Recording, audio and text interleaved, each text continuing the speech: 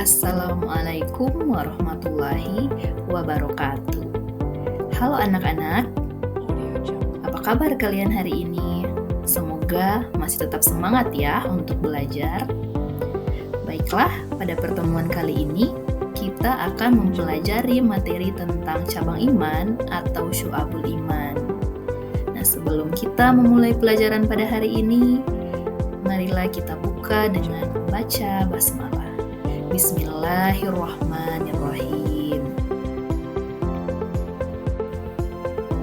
Adapun tujuan pembelajaran kita hari ini ialah yang pertama, peserta didik dapat mendefinisikan cabang iman, yaitu memenuhi janji, mensyukuri nikmat, memelihara lisan, dan menutup aib orang lain dengan benar. Yang kedua, peserta didik dapat menguraikan cabang iman, memenuhi janji, mensyukuri nikmat, memelihara lisan, dan menutup aib orang lain dengan baik. Yang ketiga, peserta didik dapat mempresentasikan tentang memenuhi janji, mensyukuri nikmat, memelihara lisan, dan menutup aib orang lain dengan tepat. Yang keempat, peserta didik dapat menunjukkan sikap tanggung jawab untuk memenuhi janji, mensyukuri nikmat, memelihara lisan, dan menutup aib orang lain dengan tepat.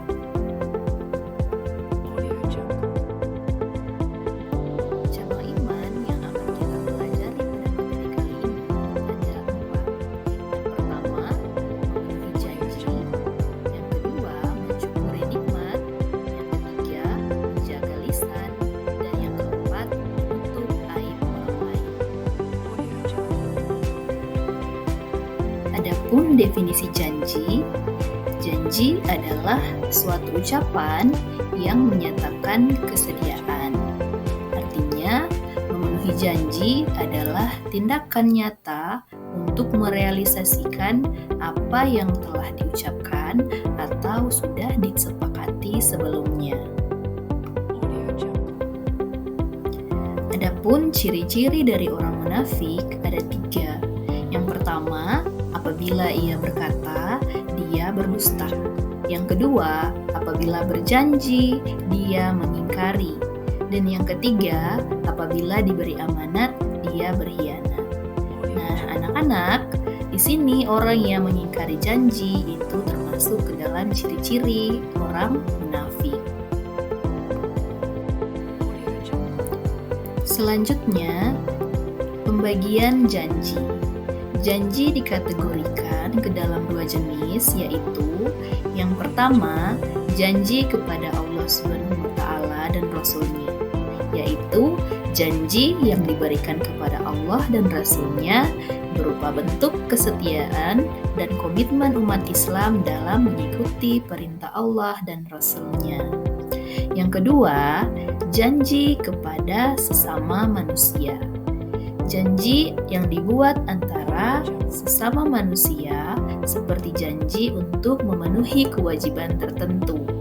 Misalnya, pinjaman, transaksi jual beli, ataupun kerjasama. Adapun manfaat memenuhi janji yaitu mendapatkan pahala dari Allah SWT, meningkatkan kepercayaan orang lain, meningkatkan akhlak dan kepribadian, dan menjadi sebab datangnya keberhasilan, keamanan, dan ketentraman. Mensyukuri nikmat. Berikut definisi mensyukuri nikmat. Syukur berasal dari bahasa Arab syakara, yaskuru, syukron, yang berarti berterima kasih kepada Tuhan. Artinya, mensyukuri nikmat adalah berterima kasih kepada Allah Subhanahu wa Ta'ala atas segala nikmat yang telah dianugerahkan kepada kita semua. Selanjutnya, manfaat yang diperoleh dari mensyukuri nikmat, yang pertama, meningkatkan keimanan dan ketakwaan. Yang kedua, menjadi hamba yang bertakwa yang selalu bersyukur. Yang ketiga, menjadi orang yang terhindar dari perasaan iri dan dengki.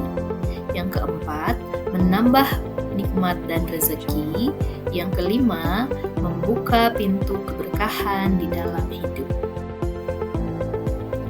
Adapun dalil mensyukuri nikmat, yaitu Quran Surat Ibrahim ayat 7, yang artinya, dan ingatlah ketika Tuhanmu memaklumkan, sesungguhnya jika kamu bersyukur, niscaya aku akan menambah nikmat kepadamu. Tetapi jika kamu mengingkari nikmatku, maka pasti azabku sangat berat.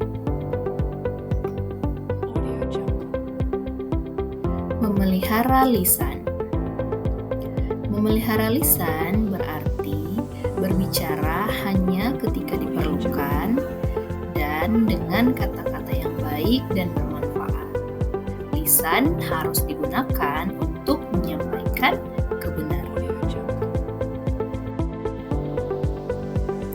Adapun manfaat menjaga lisan, yaitu lisan yang baik menjadi sebab seseorang bisa masuk surga, menghindarkan dari dosa dan azab, mempererat hubungan antar sesama, mendatangkan kebaikan dari umat sekeliling kita, dan menjadikan pribadi dengan akhlak yang baik.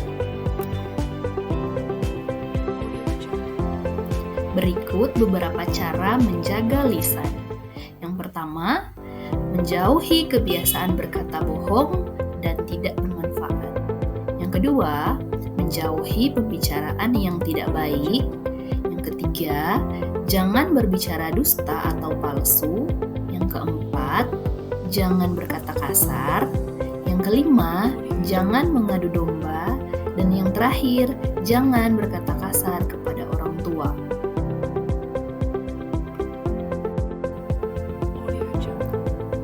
Menutup aib. Aib adalah celah, hina, noda, dan keliru. Menutup aib orang lain adalah tidak menyebarkan kesalahan atau kekurangan orang lain.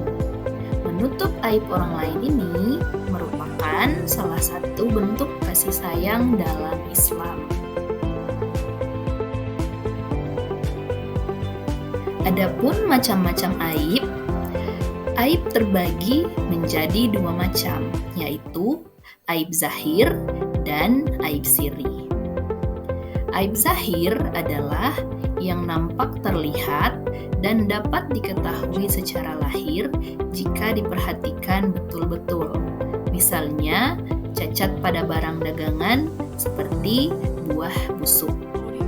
Sedangkan aib sirri atau tersembunyi adalah aib yang tidak terlihat, tidak nampak karena disembunyikan.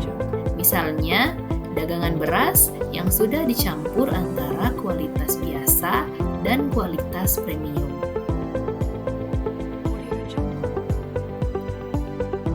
Kewajiban menutup aib. Menutup aib atau kesalahan orang lain adalah kewajiban yang sangat ditekankan dalam ajaran Islam.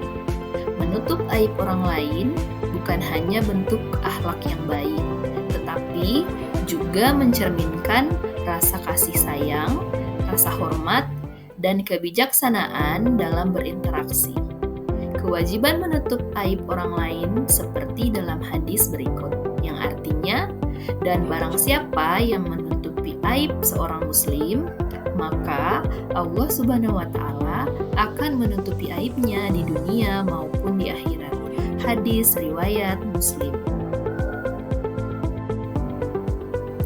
Anak-anak, demikianlah materi kita pada hari ini. Insya Allah kita dapat memahami tentang cabang iman dan bisa menerapkannya di dalam kehidupan sehari-hari. Untuk itu, mari kita menutup pembelajaran kita pada hari ini dengan mengucapkan Alhamdulillahirabbil alamin. Terima kasih dan sampai jumpa. Wassalamualaikum warahmatullahi wabarakatuh.